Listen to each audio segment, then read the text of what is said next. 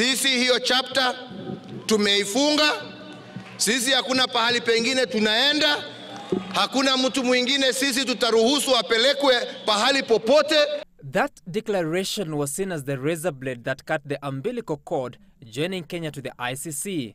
Attorney General Professor Githu Muigai now giving the government's legal strategy towards ensuring that 3 Kenyans wanted by the court do not step foot at the Hague.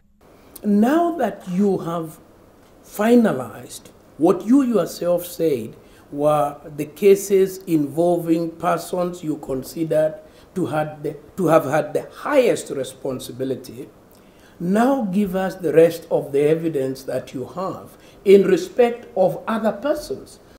Walter Sapiri Baraza, Paul Gisheru and Philip Kipkoech Bet are wanted by the ICC of allegations of corruptly influencing and tampering with prosecution witnesses in the case against Deputy President William Ruto and Joshua Sang that was terminated early this month. The government now says the trio could be tried at the High Court's International Crimes Division, which the AG says will be up and running in a few weeks' time. We are undertaking such fundamental changes within our own domestic law. It will never, ever, ever be necessary for any person to be tried overseas. Focus now shifts to ICC Chief Prosecutor Fatou Bensouda, who maintains that Kenya is still obliged to hand over the 3 suspects or risk sanctions if the matter is referred to the Assembly of State Parties and Kenya found to be at fault. However, international law expert Nabil Orina is of the opinion that Kenya's request is logical.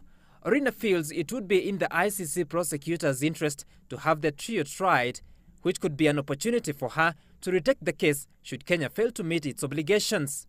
If the court failed to cooperate with us on our request for material that they hold, we ourselves reserve the right to raise this issue at the State Parties Assembly, and in particular to raise issues about the conduct of the prosecution.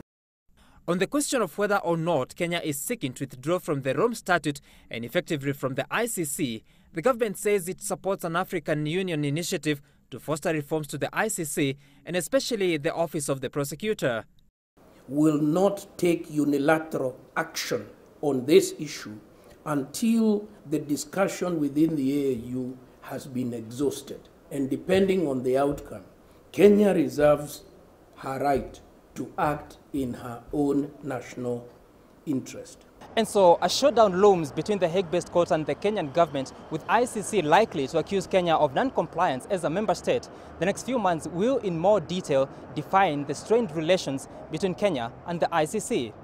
Sam Githu, Citizen TV, Nairobi.